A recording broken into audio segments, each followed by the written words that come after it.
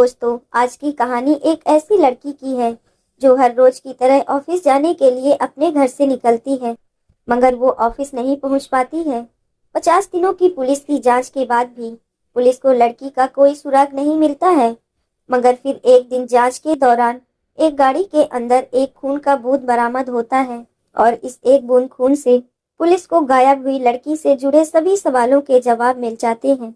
तो आखिर कैसे एक बूंद खून से गायब हुई लड़की के रहस्य का खुलासा होता है, जानने के लिए इस वीडियो में आखिर तक बने रहें। यकीन मानिए, जब आप पूरी कहानी और इस कहानी के पीछे की पूरी साजिश के बारे में जानेंगे तो आप भी हैरान रह जाएंगे। इस कहानी में आगे बढ़ने से जल्दी से हमारे चैनल को सब्सक्राइब कर लीजिए। दोस्तों, ये कहानी मुंबई की रहने वाली कीर्ति व्यास नाम की लड़की की है।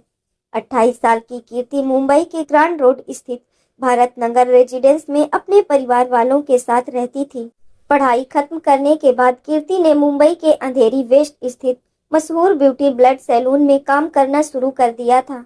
यहाँ कीर्ति फाइनेंशियल डिपार्टमेंट में काम करती थी।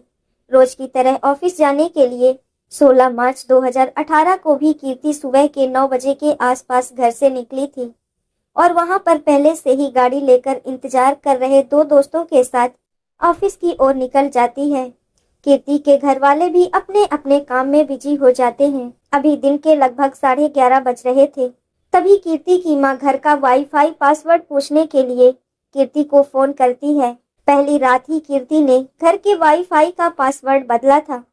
कई प्रयास के बावजूद कीर्ति की मां कीर्ति से संपर्क नहीं कर पाती, क्योंकि कीर्ति का दोनों मोबाइल लगातार स्विच ऑफ आ रहा था। कीर्ति की मां को लगता है कि शायद कीर्ति बिजी होगी, इसीलिए फोन स्विच ऑफ कर लिया होगा। इसलिए वो भी कीर्ति को फोन करना छोड़ देती है और अपने काम में लग जाती है। अब शाम हो चली थी। कीर्ति के ऑफिस से वापस आने का समय हो चुका था, मगर वो समय पर ऑफिस से वापस नहीं आती है। जब समय कुछ ज्यादा हो जाता है तो परिवार वालों को कीर्ति की चिंता सताने लगती है और अब कीर्ति के ऑफिस में फोन करके कीर्ति के बारे में पता करते हैं। यहाँ से उन्हें चौंकाने वाला जवाब मिलता है।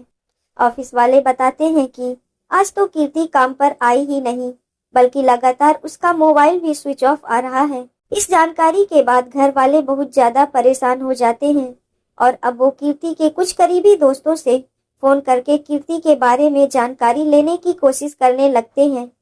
लगभग सभी दोस्त यही जवाब देते हैं कि कीर्ति से आखिरी बार उनकी बात पिछली रात ही हुई थी। अब घर वाले परेशान होकर आसपास कीर्ति को ढूंढने निकल जाते हैं। काफी कोशिश के बाद भी कीर्ति का कहीं अता पता नहीं चलता है। यहाँ तक कि पूरी रात बीत जाती है, मगर कीर्ति घर वापस नहीं आती है। अगले दिन थक हार कर कीर्ति के घर वाले डीवी रोड पुलिस स्टेशन पर जाकर कीर्ति की गुमशुदगी की रिपोर्ट दर्ज करवाते हैं। मामला दर्ज करने के बाद पुलिस वाले कीर्ति के ऑफिस जाकर जांच पड़ताल करते हैं और कीर्ति के बारे में जानकारी इकट्ठा करते हैं। इसके अलावा कीर्ति के दोस्तों से भी पूछताछ की जाती है। इसी पूछताछ में कीर्ति के दो दोस्त सिद्धेश तमनकर और खुशी सहजवानी पुलिस को बताते हैं कि जिस दिन कीर्ति गायब हुई थी उसी दिन सुबह कीर्ति इन दोनों की ही कार में ऑफिस के लिए निकली थी, मगर रास्ते में कीर्ति ने उनसे कहा कि वो उन्हें ग्रांड रोड स्टेशन पर ही ड्रॉप कर दे, क्योंकि यहाँ पर उसे किसी से मिलना है। यहाँ से वो ट्रेन से ऑफिस चली जाएगी। इन दोनों दोस्त के बयान की पुष्टि करने के लिए पुलिस वाले अब कीर्ति के घर के बाहर लगे सीसीटीवी फुटेज को खंगालना शुरू करते हैं तो सीसीटीवी में साफ नजर आता है कि 9 बजे के आसपास 16 मार्च 2018 की सुबह कीर्ति अपने घर से उतरती है। वहां पर सिद्धेश और खुशी पहले से ही अपनी कार लिए खड़े थे। इसी कार में कीर्ति बैठती और फिर कार आगे की तरफ बढ़ जाती है, क्योंकि आखिरी बार कीर्ति को सिद्धेश और खुशी सहजवानी के साथ देखा गया था। इसलिए पुलिस इन दोनों को छानबीन टीम का हिस्सा बनने के लिए कहती है और इन दोनों से कीर्ति से जुड़ी छोटी जानकारी और 16 मार्च 2018 को घटित एक एक चीज बताने को कहते हैं। ये दोनों पुलिस की जांच में पूरा सहयोग करते हैं, क्योंकि कीर्ति को आखिरी बार सिद्धेश और खुशी के साथ ही देखा गया था।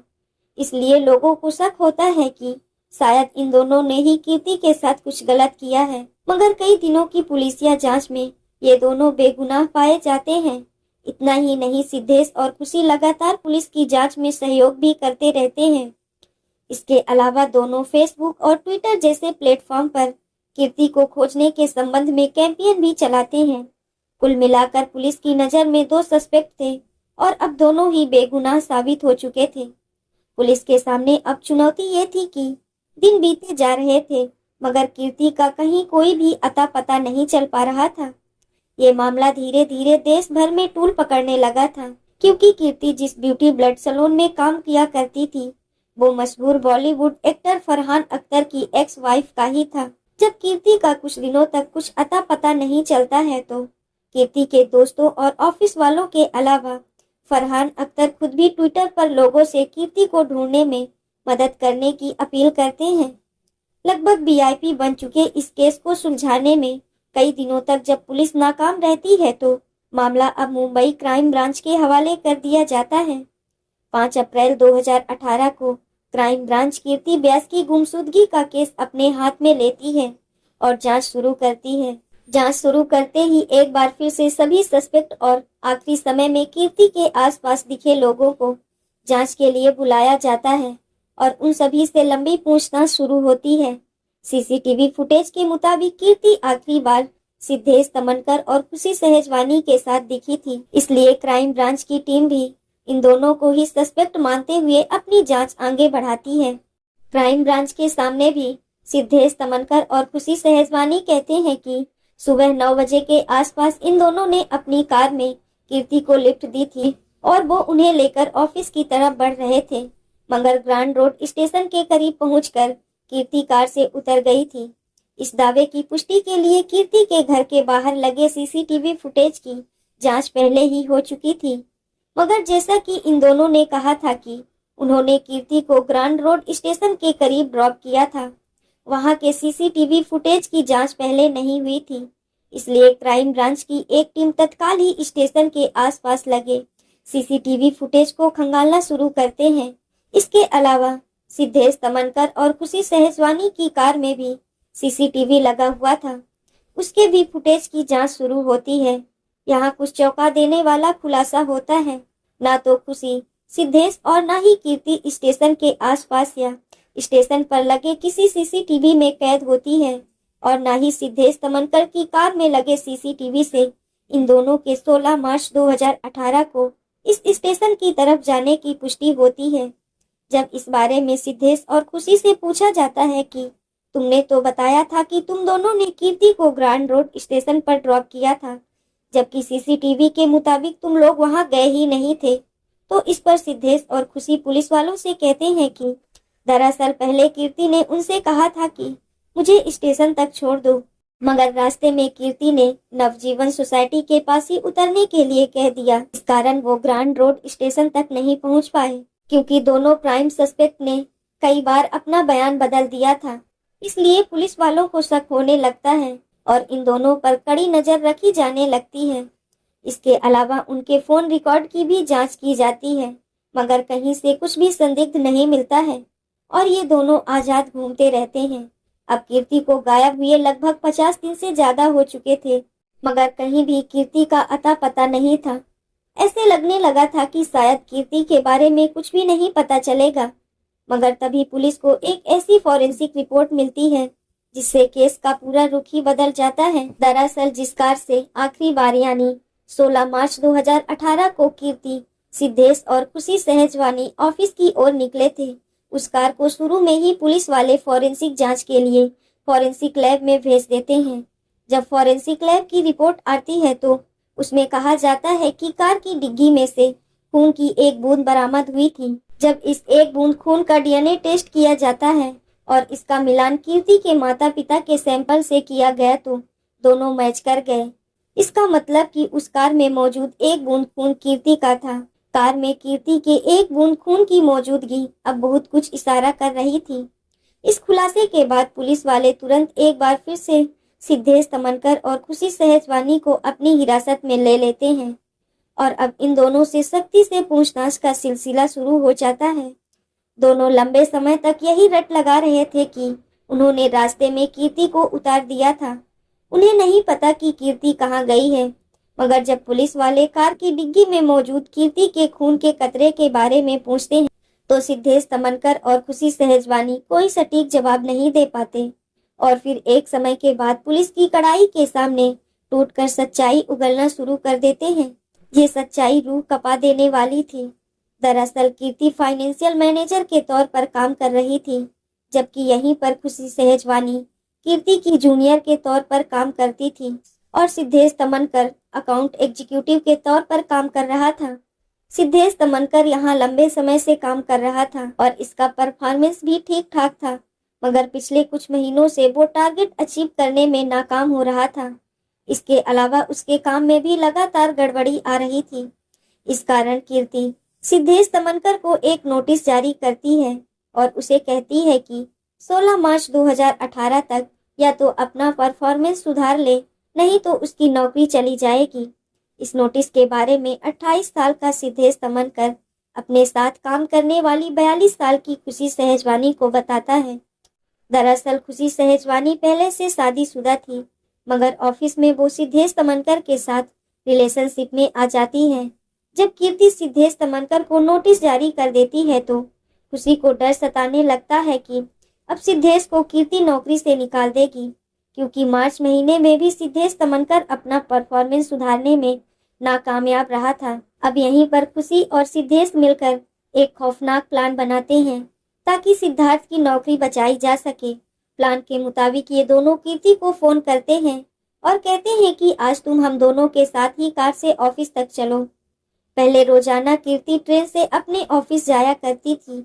इन दोनों के कहने पर कीर्ति इन दोनों की इको स्पोर्ट्स कार में बैठ जाती है। कीर्ति के कार में बैठने के बाद ये दोनों कार को लेकर सुनसान इलाके में चले जाते हैं और रास्ते में कीर्ति से कहते हैं कि वो सिद्धेश तमनकर को नौकरी से ना निकाले। इस पर कीर्ति जवाब देती है कि इस बारे में ऑफिस मीटिंग में फैसला लिया जाएगा। जब कीर्ति की तरफ से इन दोनों को मन मुताबिक जवाब नहीं मिलता तो दोनों कार के अंदर ही कीर्ति से लड़ने झगड़ने लगते हैं और इसी लड़ाई के दौरान सिद्धेश तमनकर और खुशी सहजवानी मिलकर दुपट्टे से कीर्ति का गला घोट देते हैं और काफी देर तक गला दबाए रखते हैं। इस कारण कार के अंदर ही कीर्ति की मौत हो जाती है।